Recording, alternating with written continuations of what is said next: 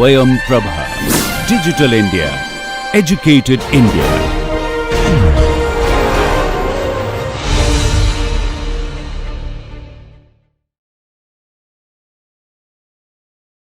Good morning. In this session, we are going to discuss about the microscopic anatomy of testis and epididymis. I am Dr. Srividya, Associate Professor from the Institute of Anatomy, Madras Medical College in Chennai, Tamil Nadu. At the end of the session of testis, the first year MBBS students will be able to describe the lobes and the lobules of the testis, the pathway that the sperms take within the male reproductive system, especially the testis and the epididymis, the microstructure of the seminiferous tubule, and the functions of the Sertoli cell and the Leydig cells, the blood-testis barrier, the layers of epididymis, and the specific cells in the mucosal layer of epididymis, which are related to its functional capacity. Before we go into the microanatomical features, why do you need to know about this at all?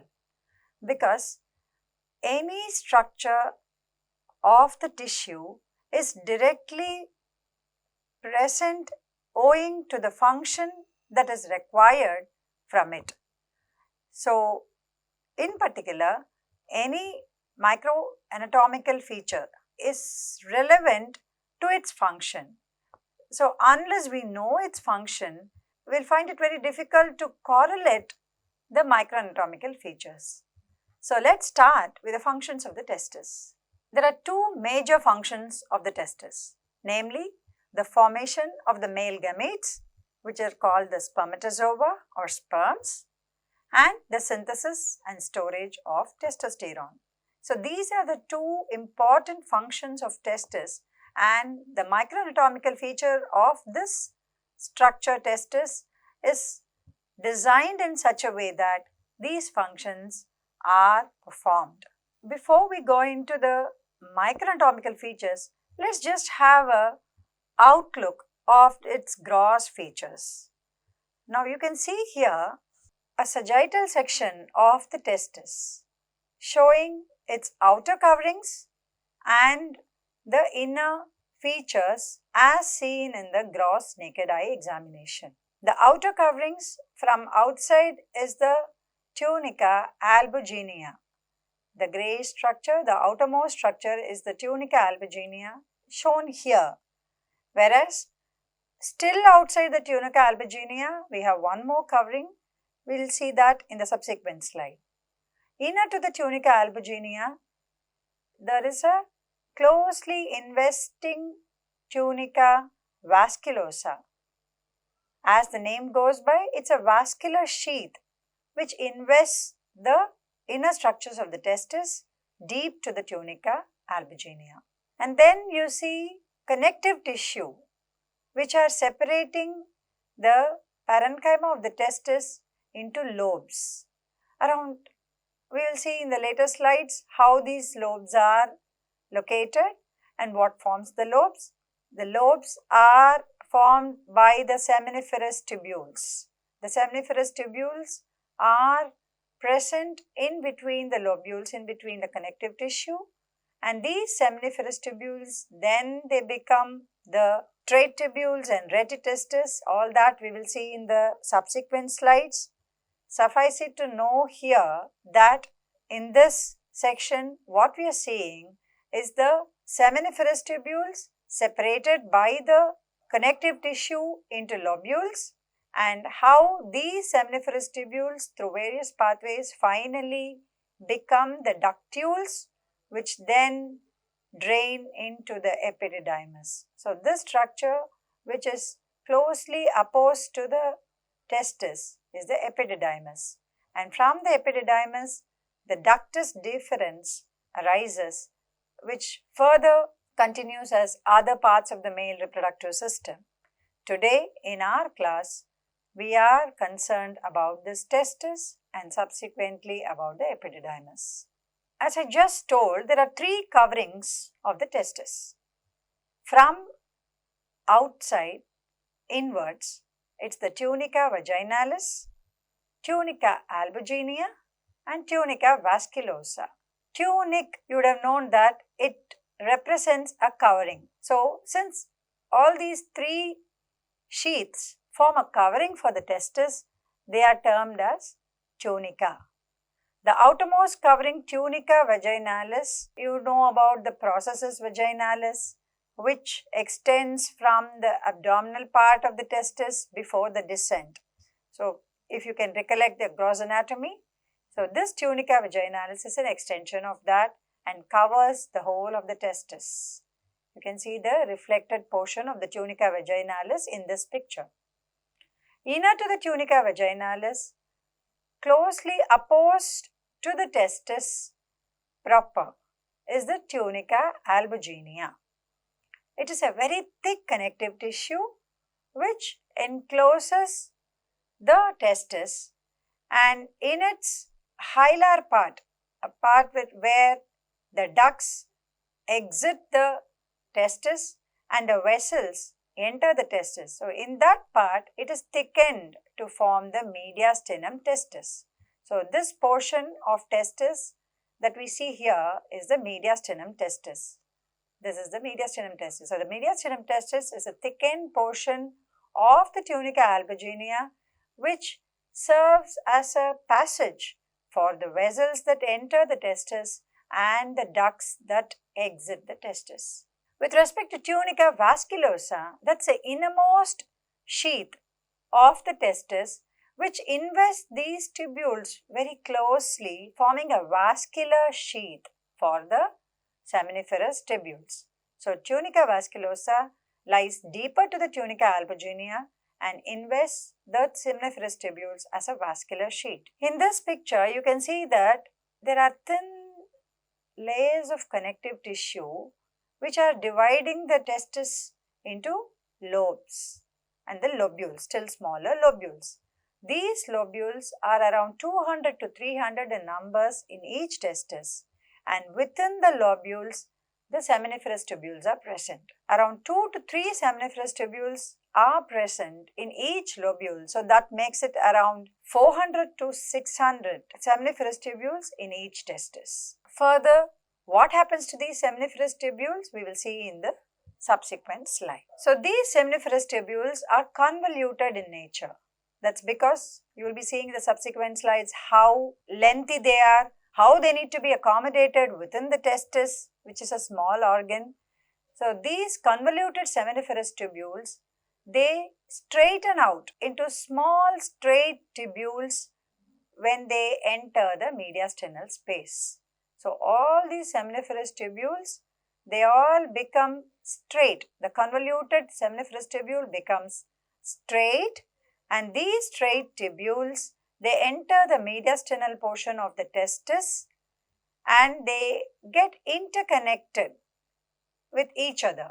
The individual 600 odd seminiferous tubules and those straight tubules of these seminiferous tubules, they all get interconnected and they form a retitestis.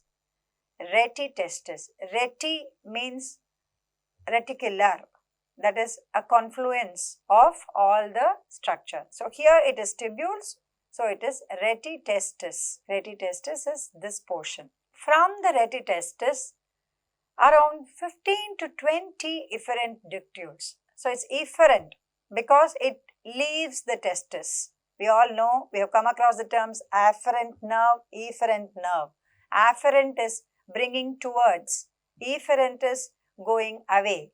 So, because these ductules are away from the mediastinal testis and the whole testis as such, they are called as efferent ductules, and the 600 odd straight tubules, they all intercommunicate with each other, form a retitestis, a collusion of all the tubules, and from this retitestis, 15 to 20 efferent ductules emerge, and these efferent ductules, they all enter the epididymis and they form the head of the epididymis.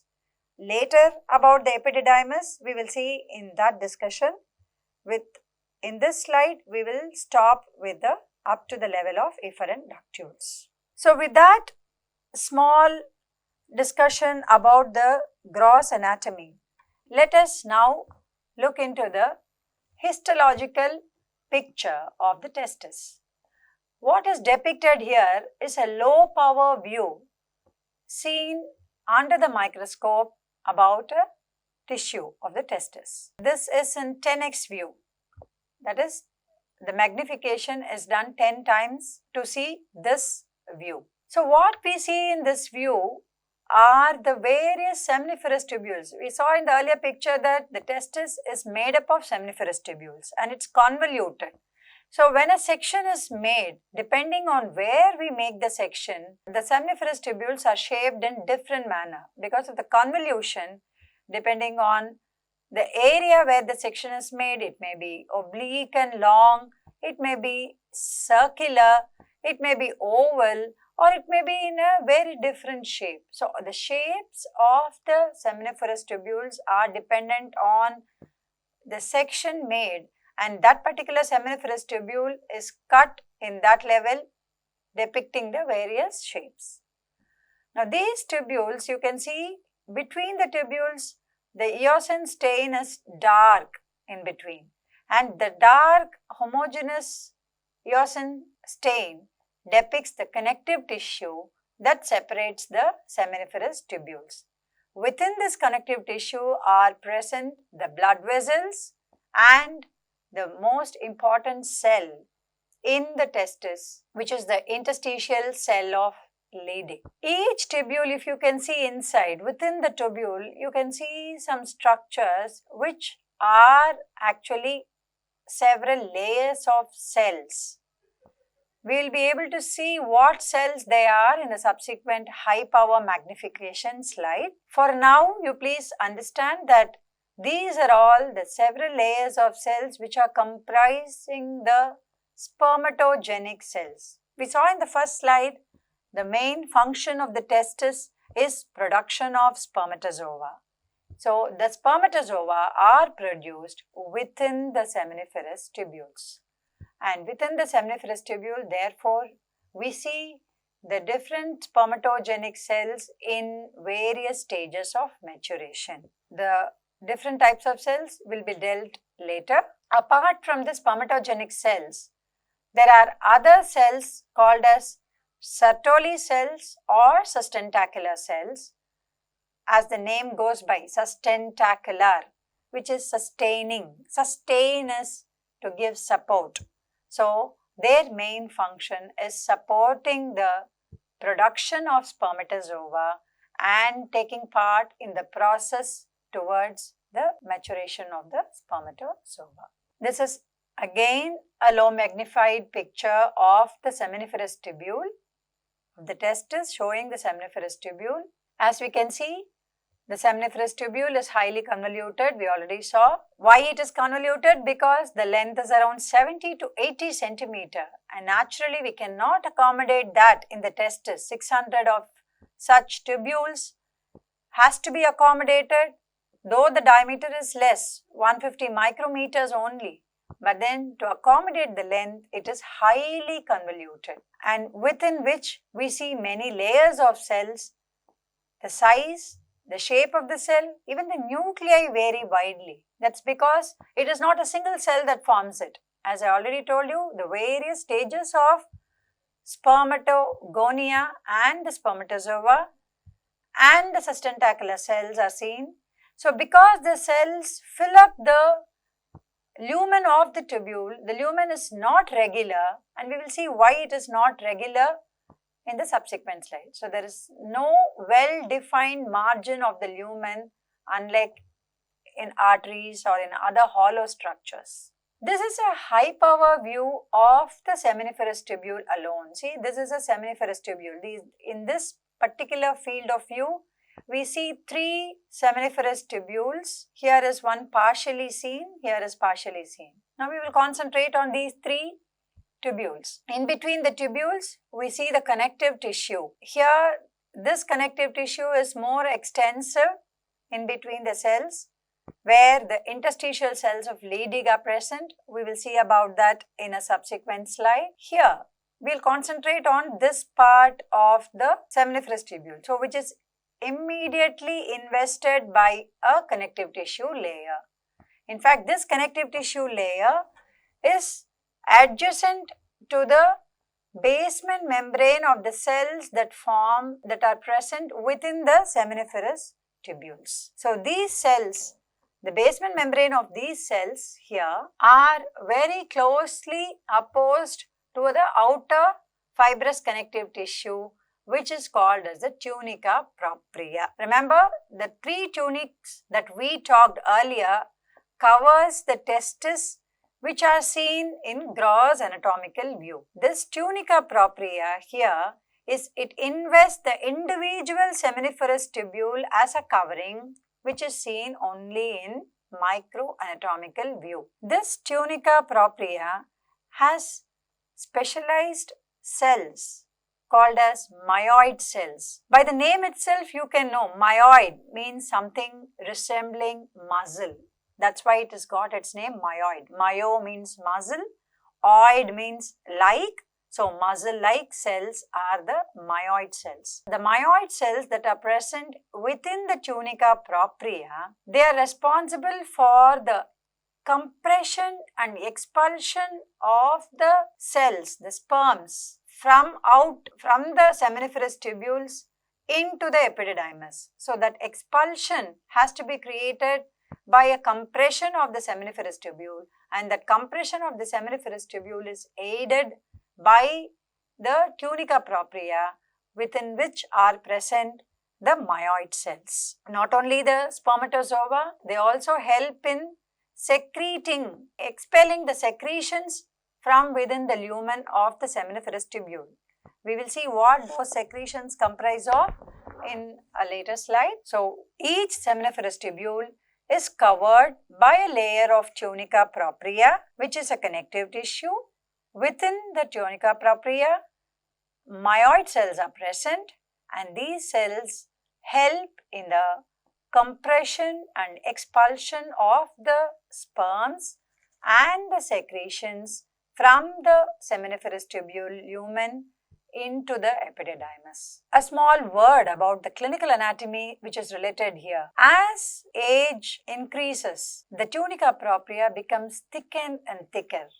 It becomes more thicker, and as it becomes thicker, it gradually reduces the overall size of the seminiferous tubule, and subsequently there is a marginal reduction of the spermatozoa production also.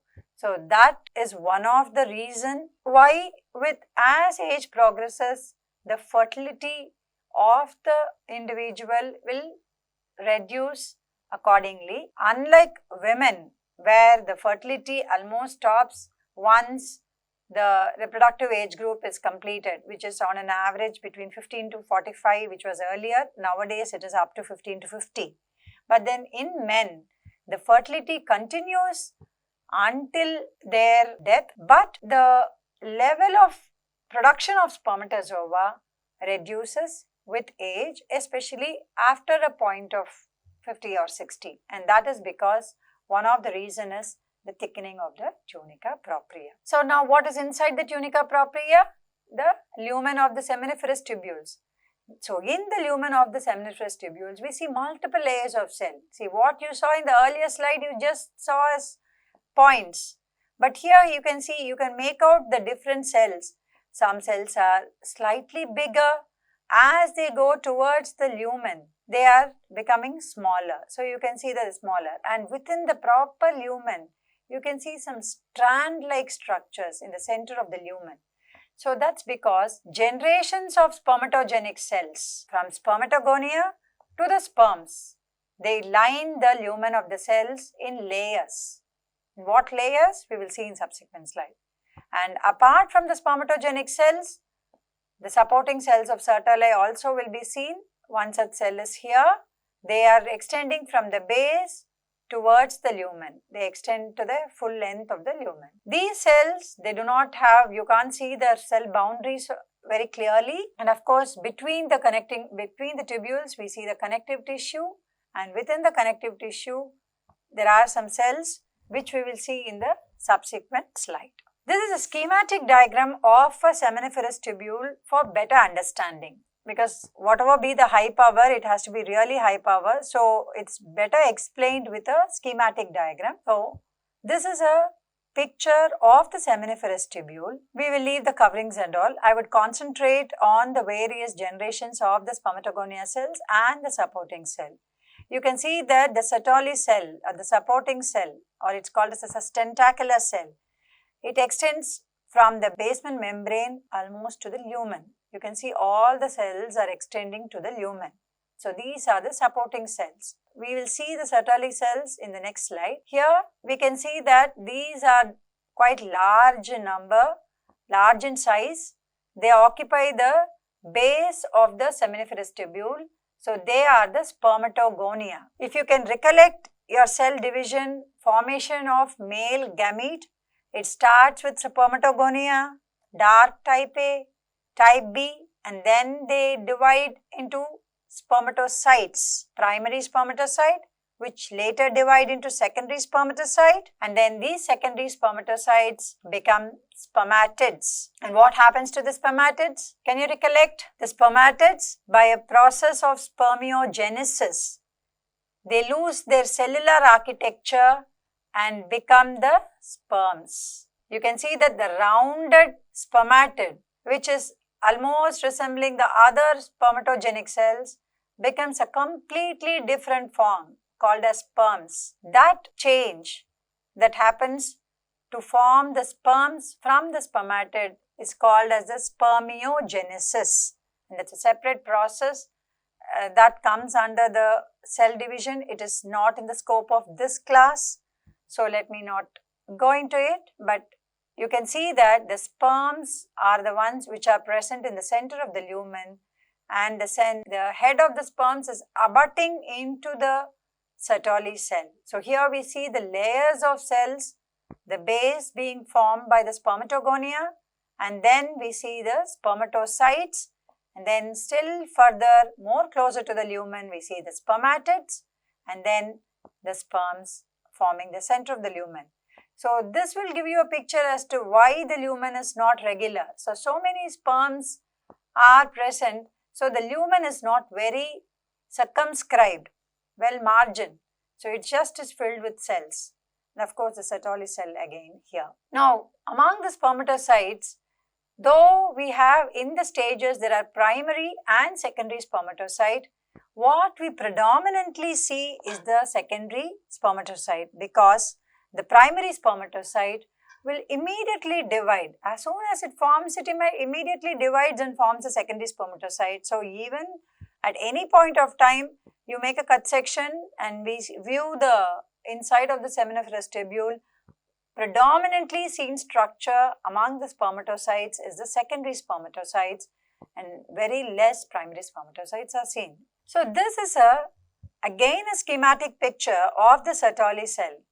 The Sertoli cell is depicted separately for better understanding. This pale orange colored cell depicts the cytoplasm of the Sertoli cell. The blue cells, the circular cells that are abutting the Sertoli cell are the various generations of the spermatogenic cells. So the largest and present in the base, adjacent to the basement membrane of the Sertoli cell, are the spermatogonia.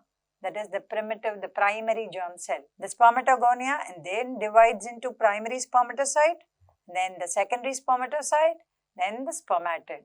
All these generations are seen within the lumen of the seminiferous tubule. These are the sperms that are abutting the apical region of the Sertoli cell, which are the sperms that are matured and forming from the spermatids. The Sertoli cell are pyramidal shaped or columnar and quite tall. I told you, it extends from the basement membrane and extending all the way into the lumen. So they're tall columnar or pyramidal cells. We have a big nucleus, and you can see that the adjacent Sertoli cells are connected by tight junction. So these are called as tight junctions. The tight junctions have a very, very big role to form. We will see that shortly. These tight junctions of the Sertoli cell divide the seminiferous tubule lumen into two compartments, a compartment between the basement membrane and the tight junction. This compartment is called as the basal compartment because it is towards the base of the seminiferous tubule. Above the tight junction, here, above the tight junction, this is the tight junction. Above the tight junction, close towards the lumen, we see the adluminal compartment. Ad because it's adjacent to the lumen. So this whole thing will be the lumen. So it is adjacent to the lumen. So this compartment is adjacent to the lumen. So this is called as adluminal compartment, and the compartment which is close to the base, deep to the tight junction, is called as the basal compartment. So the tight junctions between the Sertoli cells divide the lumen of the seminiferous tubule into a basal compartment and an adluminal compartment. In the basal compartment, you can see that the spermatogonia cells, the primary germ cells, are occupying this basal compartment. Once the spermatogonia divides into spermatocytes, it breaks through these junctional complexes, goes, and the junctional complexes are reformed immediately. So at all times, the spermatogonia will be separated from the rest of the lumen. So this forms a physical barrier between the blood vessels that are present outside the seminiferous tubule in the connective tissue and the testis. The blood-testis barrier is very, very essential to ensure that the sperm cell, the subsequent, all the generations of the sperm cells do not incite an autoimmune response in the individual. So the main function of the blood-testis barrier is to serve as an immunological barrier to prevent the autoimmune response of these sperm cells to the individual. There is one other function of the blood-test barrier we will see later. So the Sertoli cells are tall, columnar, pyramidal shaped cells which are extending from the base to the lumen.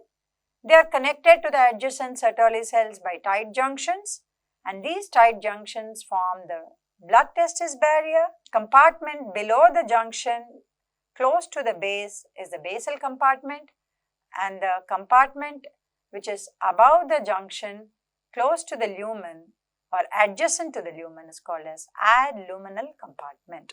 So what are the functions of Sertoli cell? We know that the various generations of spermatogonia dividing into spermatocytes and ultimately sperms, that is forming in the lumen of the testis. That we know about the cell division, the germ cell division. So to support the germ cell division, during its process of mitosis and meiosis is taken care by the Sertoli cell. So it gives a physical and the nutritional support to the developing germ cells and the spermatozoa. Especially, we know that the process of spermiogenesis involves the conversion of the spermatid into spermatozoa. So in that process, the cell, a typical cell, takes over a different morphological feature like sperm with a body, head, middle piece and tail. So that morphological feature, the organelles, for example, the Golgi apparatus becomes the acrosome cap. You all know that. The mitochondria becomes the axial filament in the middle piece. So something like that, this change that happens will cause lot of cytoplasm to be redundant because the spermatid will have more cytoplasm. Whereas when it forms the spermatozoa, when it takes over the typical morphological feature of the spermatozoa, many of the organelles and the cytoplasm become redundant for use. So what happens to all these excess cytoplasm and the organelles? They all get phagocytized. The phagocytosis of the residual cytoplasm happens by the Sertoli cells. So it's a very, very important function of the Sertoli cell in the production of spermatozoa. We already saw that the tight junctions form a blood-testis barrier. The blood-testis barrier, I already told you, it is mainly functioning as an immunological barrier to prevent autoimmune response or antibody formation for the germ cells. Apart from this function, it has two other major functions. One is it concentrates the androgen binding protein. See, the androgen binding protein is secreted by the Sertoli cell. As the name goes, it binds the androgen. And what is the androgen that is secreted in the testis? We saw in the first slide the function. Apart from production of spermatozoa, what is the hormone that is secreted? Yes, testosterone. So that testosterone is secreted by another cell. We will talk about it in the next slide.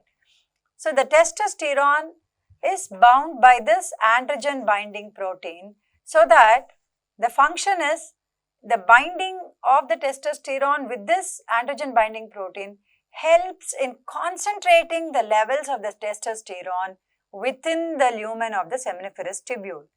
And testosterone has a major role in the development of the spermatozoa, that is, in the production of the spermatozoa by the various stages of spermatogenesis. So, to aid the increased concentration of the testosterone in the site of the production, the androgen binding protein is secreted by the Sertoli cell. And the blood-testis barrier that is present ensures that whatever testosterone is secreted and that passes into the seminiferous tubules is concentrated by the presence of this androgen binding protein within the lumen. Okay, it is retained in the lumen and ensures that the concentration of the testosterone is high to ensure the process goes on smoothly. The third function of the blood-testis barrier. So we saw, number one, preventing the autoimmune response to the germ cells. Number two, ensuring a high concentration of testosterone within the lumen of the seminiferous tubule, which aids in the production of the spermatozoa. And the third function is, within the Sertoli cell, the concentration of the solutes and the ionic composition. The cell, see, it secretes fructose-rich fluid, some other hormones, and certain other substances. All this fluid which is secreted by the Sertoli cell within the lumen of the seminiferous tubule alters the composition in such a way that it is different from the plasma which is present in the blood outside. So the ionic composition and the solute composition is different from that of the blood. So to ensure that this composition, the different composition are maintained separately, the barrier has to be present, and that is taken care by the blood-testis barrier. So the three functions of blood-testis barrier are to prevent autoimmune response, number two, to ensure high concentration of testosterone, and number three, to act as a barrier between the two different compositions, the ionic and the solute composition of the lumen of the seminiferous tubule and the plasma. So to serve as a barrier between the two different compositions of the fluid. Now we will see what are all that are secreted by the Sertoli cells. So fructose-rich fluid, we said already, it gives nutritional support to the germ cells. So fructose is one of the important nutritional component for the germ cells. Not only here, this fructose-rich fluid gets poured into the ductules also, efferent ductules and the ductus epididymis, where again the composition, it adds to the composition of the semen. Because these spermatozoa, they are not present just like cells, they are all suspended within the semen, which is a fluid which is expelled in ejaculation. So that semen has the fructose-rich fluid. Not only fructose is the main thing, there are other components which are present which all help in giving the nutrition to the germ cells. Mullerian inhibitory substance. Now this is another important substance which is secreted by the Sertoli cell. Mullerian inhibitory substance, as the name goes by, it inhibits the Mullerian formation. Mullerian ducts give rise to what? Yeah, they give rise to the female reproductive system. So we already know that any germ cell has a tendency to form the female reproductive system. Only if it is suppressed by something then only the male reproductive system will come, and that something is the Mullerian inhibitory substance. So the Mullerian inhibitory substance is secreted by the Sertoli cell. Androgen binding protein, I already told you, the androgen binding protein helps in binding of the testosterone, thereby increasing the concentration of the testosterone within the lumen of the seminiferous tubule to aid in the production of spermatozoa. This androgen binding protein is in turn secreted by stimulation of follicle stimulating hormone, which is secreted by the pituitary gland. Now students, you remember there are two hormones secreted by the pituitary in both male and female. One is follicle stimulating hormone and another is LH, luteinizing hormone. These two hormones are in turn regulated by the secretion of gonadotropin releasing hormones by the hypothalamus. So the pituitary secretes follicle stimulating hormone and luteinizing hormone. In women, the follicle stimulating hormone will stimulate the follicles, the ovarian follicles, which is a separate session. In men, the follicle stimulating hormone stimulates the secretion of androgen binding protein from the Sertoli cells. Inhibin is another hormone which is secreted by the Sertoli cells. This acts as a negative feedback mechanism for this androgen binding protein. That is, whenever the androgen binding protein is more, there is enough and more, we don't want any more secretion, we want a negative feedback. So, Sertoli cells secrete this inhibin which acts upon the FSH and thereby reducing the secretion of androgen binding protein.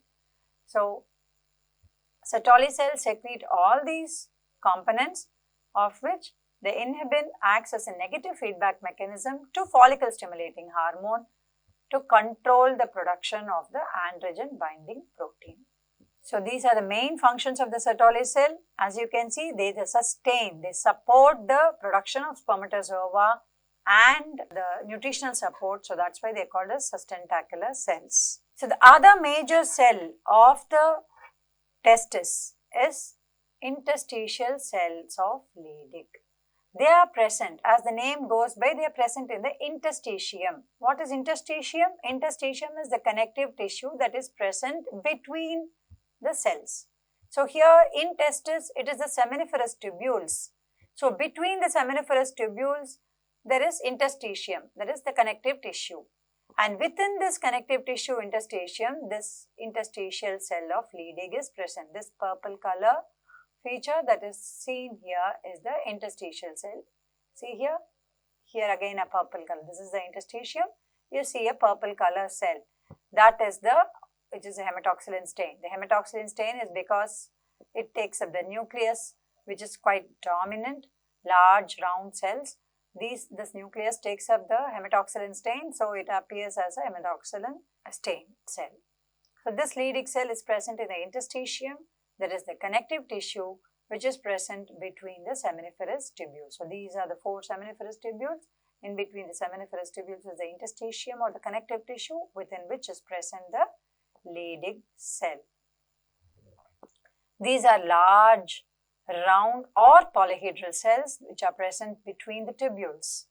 Their main function is to secrete testosterone. Testosterone is the hormone, male hormone, sex hormone, which is responsible for many functions. It is secreted by the the Leydig cells are stimulated by the interstitial cell stimulating hormone. That is interstitial cell, the cell present in the interstitium. It is getting stimulated and the hormone that stimulates is called as ICSH. This is the same as the luteinizing hormone, LH. Usually in general in women we stick to the term luteinizing hormone. In males we are more comfortable with the term ICSH because it stimulates Leydig cells to secrete testosterone, and the Leydig cells are present in the interstitium and are called as interstitial cells of Leydig. So, we give this term ICSH. So please don't think that it is something very different. It is the same LH. Luteinizing hormone is otherwise called interstitial cell stimulating hormone, and that is secreted by the pituitary gland, which in turn stimulates the Leydig cells to produce testosterone. The Leydig cells, apart from being present in the interstitium, that is where they are majorly present, but they are also present in the mediastinum testis, and a few cells are seen in the epididymis and spermatic cord. But then the largest numbers are seen in the interstitium of the testis between the seminiferous tubules. What are their functions? The interstitial cells have many functions. The first and primary function is descent of the testis. Now, we will just have a small note here. The Leydig cells are very much active in the fetus. Between 5 months, they start their activity when the fetus is 5 months of age. Okay, 5 months in intrauterine. I'm talking about the intrauterine period within the mother's fetus. When the fetus is 5 months old, the Leydig cells become active. Up to birth, they are very much active. So, during that time is what this descent happens.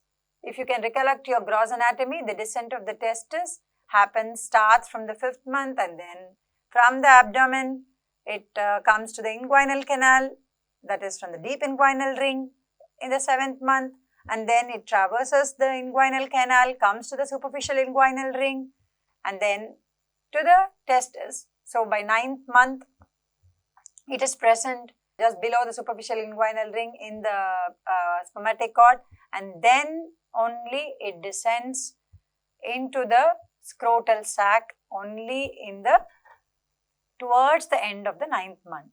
So, this descent of the testis is very much activated by the presence of the testosterone. So, if the testosterone is not produced, then the descent of the testis will not be fully happening. So, that is up to the birth, and then after birth, it becomes quiescent. The Leydig cells are not active. They become active only after puberty, rather just before puberty, and they continue after puberty. So, that is the time they stimulate again, when they become active, they secrete testosterone, and that testosterone will help in the formation of the secondary sexual characters. By secondary sexual characters, what do we mean? The change in the men's voice, the pattern of hair growth, all those things are part and parcel of the secondary sexual characters, the male pattern of growth. So, all those secondary sexual characters are stimulated by the secretion of testosterone after puberty, which is when the Leydig cells become active again. So, until birth, from 5 months to birth, they are active. They are responsible for the descent of the testis, and then after birth, after puberty, they become active again, secrete testosterone, and stimulate the secondary sexual characters. It initiates the heterosexual drive, which is the most important part of the reproductive system. So, reproduction, the basis of reproduction is having contact with the opposite gender. So, to initiate the drive, the testosterone is very much required. So, the libido is directly proportional to the amount of testosterone.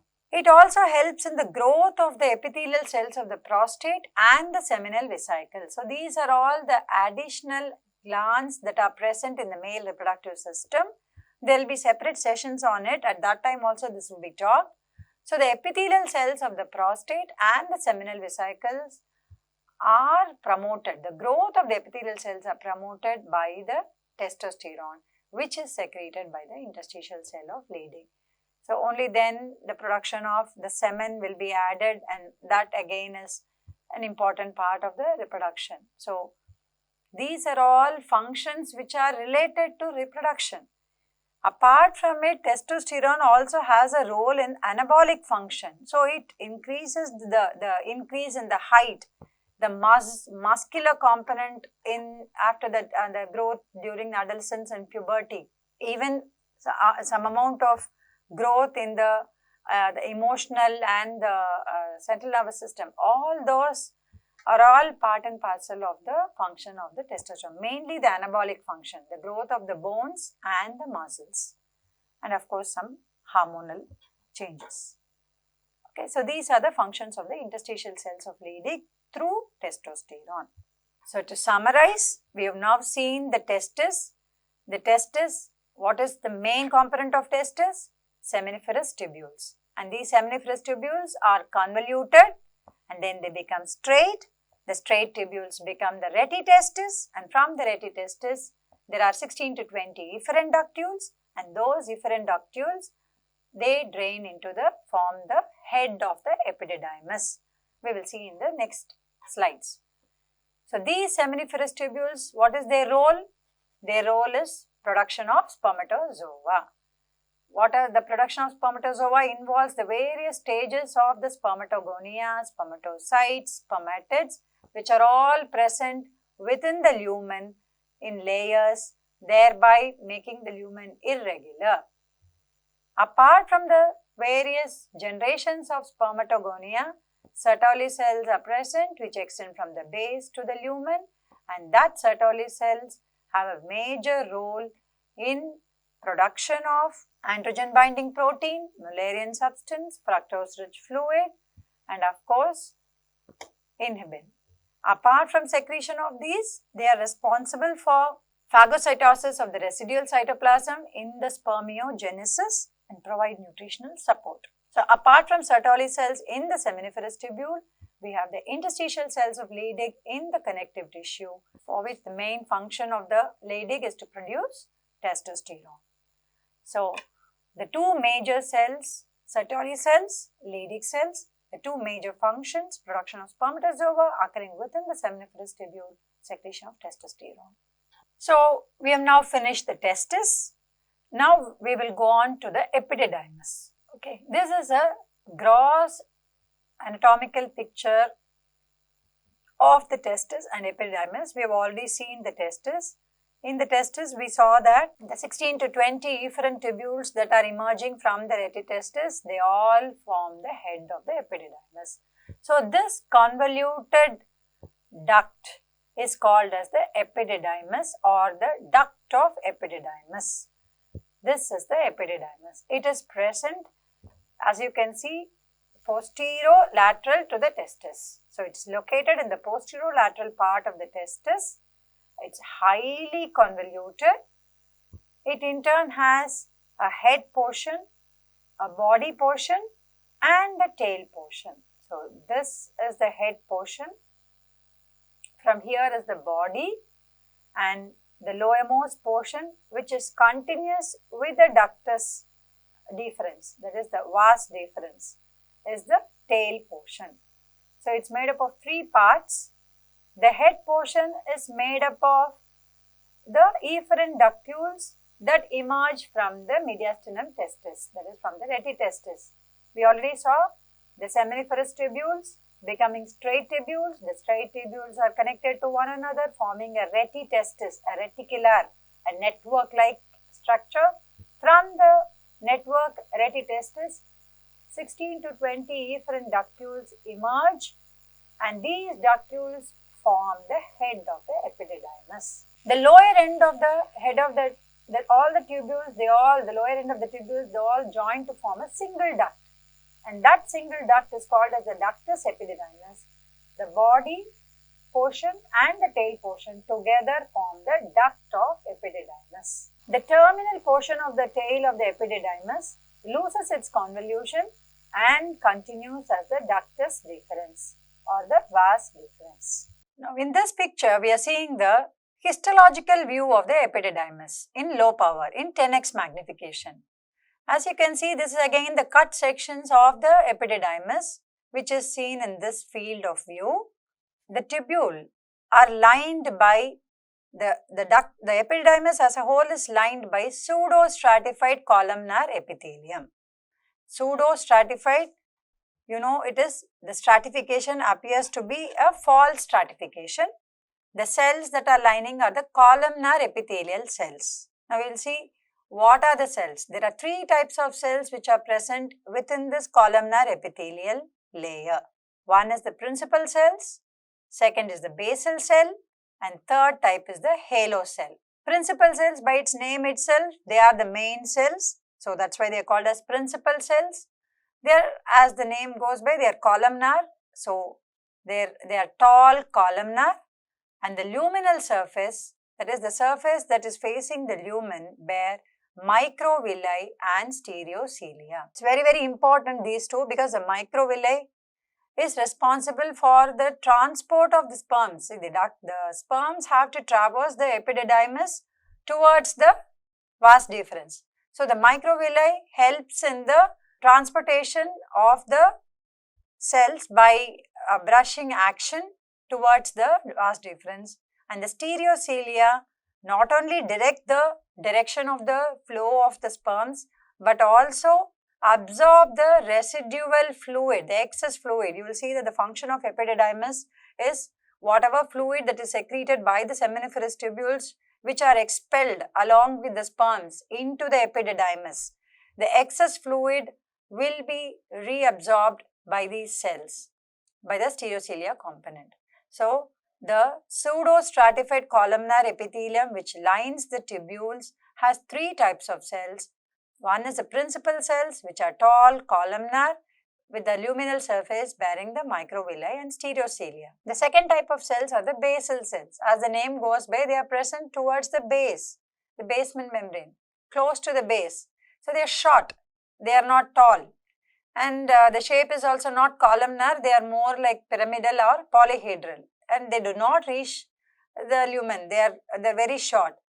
So, in fact, that is why, though it is only a single layer comprising of principal cells and basal cells, because the principal cells are tall columnar and the basal cells are short, the presence of nuclei in these two cells are in different places, and that gives the appearance of pseudo-stratification. These basal cells, the main function is to function as stem cells. That is, whenever the principal cells, the tall columnar cells are degenerating, they have to be replaced. They are replaced by the stem cells which become the columnar principal cells, which become columnar and replace the principal cells. The third type of cells are halo cells, which are very, very few in number. They are the third type that are present. Basically, they are lymphocyte-like cells and their function is not very well known. So, we will go to the next slide. This is a high power view of the same one tubule. You can see here one section of one tubule. These are the columnar cells. You can see that some nuclei are present in the base, some of the nuclei are present here. So, that is why it gives an appearance of stratification, but actually they are all a single layer of columnar cells interspersed by the basal cells and by a few halo cells which are here. You can see some halo cells. So, this is the lining epithelium of the tubule. Within the lumen, there will be sperms. Now, here outside the epithelium, we see the smooth muscle fiber. So, this is a layer of smooth muscle. So, this is a layer of smooth muscle which is outside the epithelial layer. And outside the smooth muscle, there are connective tissue to support the tubules. So, these are the layers of epidermis. Innermost is the lining epithelium, which is pseudostratified columnar, and the cells contain microvilli and stereocilia. Outside the epithelium is the smooth muscle layer, and outside to the smooth muscle layer is the serosal layer. There is a peculiarity in the smooth muscle layer. In the head and the body region, the smooth muscle is only made up of circular layer, whereas in the tail portion, the muscle layers are present in three layers: inner longitudinal, outer longitudinal, and middle circular. Now, if you see the function of the epididymis, it basically acts as a conduit for the sperms from the testis to the vas deferens. So, it needs to transport. Yes, for that, it has to compress and keep pushing the sperms down. So for that, it actually mainly it is present, the layer that is present in the head and body is mainly circular, whereas towards the tail portion, so everything descends. Okay, by gravity itself, most of the cells will descend. But then to hold it, the rest of the area, it holds the sperms. Now once it comes to the tail, it acts as a reservoir of these sperms, and only when there is a stimulation, these sperms are further moved to the vas deferens. Okay, I'm not saying in general. Generally, the sperms will keep moving about to the vas deferens, it will be present. Whereas, whenever there is a additional stimulation, the more number of sperms will be expelled from the tail towards the vas deferens. And what could be the stimulation? Obviously, it is the ejaculation.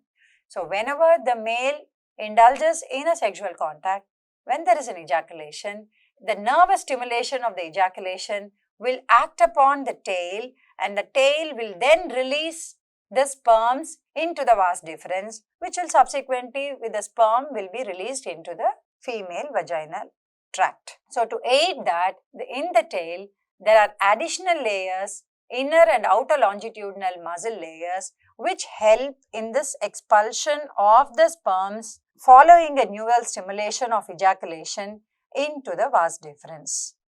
Okay, otherwise, majority they act as reservoir of sperms. You will also see there are certain other functions in the epididymis. We will see in the subsequent slide. The sperms that are expelled from the seminiferous tubule to reach the tail of the epididymis, it takes about 12 days. So we will see what are the functions of the epididymis. As I already told you, the main function is reservoir of sperm. They act as a reservoir of the sperms that are produced in the seminiferous tubules and expelled. So that takes around 12 days for it to reach the tail portion of the epididymis, and they act as a reservoir there, and only when stimulated, majority are released, otherwise very few are released into the vas deferens. The second function is phagocytosis. Now what has to be phagocytized? Yes, there are still structures, the waste cells that are defective spermatozoa. In the spermiogenesis, what residual body that is expelled in the lumen of the seminiferous tubule that is not phagocytized by the Sertoli cells, that may come along with the fluid into the epididymis. So, defective spermatozoa or the residual waste fluid or structures that are present during spermiogenesis which are not phagocytized by Sertoli cells. So, these are phagocytized in epididymis. Third is absorption of excess fluid. I told you again, there may be a lot of fluid that could be secreted by the seminiferous tubule. So once it reaches the ductus epididymis, the excess fluid is reabsorbed by the stereocilia and the microvilli. The two major functions, apart from being reservoir and causing phagocytosis, motility of the sperm. See, the sperms that are released by the testis are immotile. We all know that the motility is a very, very important function of sperm. In fact, in infertility tests, when a couple come for investigation for infertility, the main thing that is seen in the semen analysis are two. Number one, the number of sperms that are present. For every ml of semen, at least 20 million of sperm should be present. Around 2 to 4 ml of semen is ejaculated with every ejaculation, it is released. So the number of sperms are seen as one of the feature of the semen analysis. The second important analysis is how many sperms are motile. Unless they have a proper movement, the sperms that are deposited in the female vaginal tract cannot reach the fallopian tube, which is where the fertilization is happening. So motility is a very important feature, and that motility is acquired in epididymis. So the epididymis has a major role in giving the motility to the sperms that are released by the seminiferous tubules. The second major function of the epididymis is helping in maturation of spermatozoa. The spermatozoa that are released by seminiferous tubules are not yet fully mature. So, further maturation happens in epididymis by release of this sialic acid by the epididymis columnar epithelial cells. This chemical helps in the maturation of the sperm. And the other factor that is released, glyceryl phosphorylcholine, you can see that I have written decapacitation factor. I hope you recollect your lesson on fertilization. Their capacitation of sperms would be talked about. Where does this capacitation happen? It happens in the female genital tract. The sperms that are deposited in the female vaginal tract, by the time they reach the fallopian tube, they undergo a process called capacitation, which takes about 7 hours in the female genital tract. Only a capacitated sperm can penetrate the egg. That capacitation happens in the female genital tract. So, what is that capacitation? It is removal of this glyceryl phosphorylcholine from the sperm. So, why is this added here? It is a decapacitation factor. It is added in epididymis to the sperm so that this sperm is not fully functional to penetrate an egg unless it reaches the correct place. So, in this semen and in the female vaginal tract, it will be still incapacitated, and that is by this glyceryl phosphorylcholine, which is secreted in the epididymis, which forms a coating over the spermatozoa, causing it to be decapacitated. And the decapacitation will become capacitated, that is by removal of this will be in the female genital tract. So, the main functions of epididymis act as a reservoir and cause phagocytosis of the excess residual cytoplasm and the absorption of excess fluid.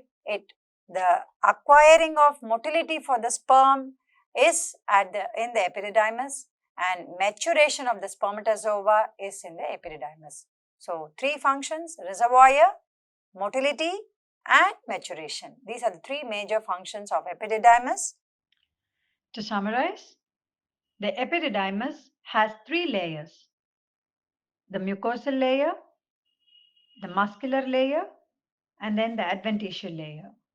The mucosal layer is lined by pseudostratified columnar epithelium with stereocilia and microvilli, which are hallmark features of epididymis.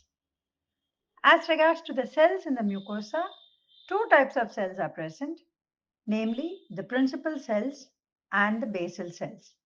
The basal cells act as stem cells and help in regeneration of the cells, and the principal cells help in the functional aspect of the epididymis.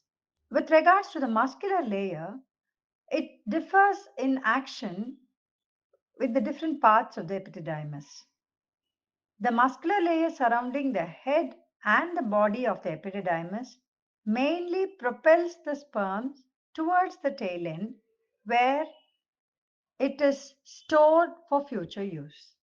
The spermatozoa is stored in the tail end, where, in case of necessity, the muscle around the tail end contracts to expel the sperms to the rest of the passage. So, in this way, the tail end acts as a reservoir and the muscular layer have differing actions between the parts. And the main function of the epididymis, we know, is maturation of the spermatozoa and the motility. Both are very, very important in terms of male fertility, because immotile sperms in the semen of the men will cause infertility. So, with that, we come to the end of the topic. Thank you.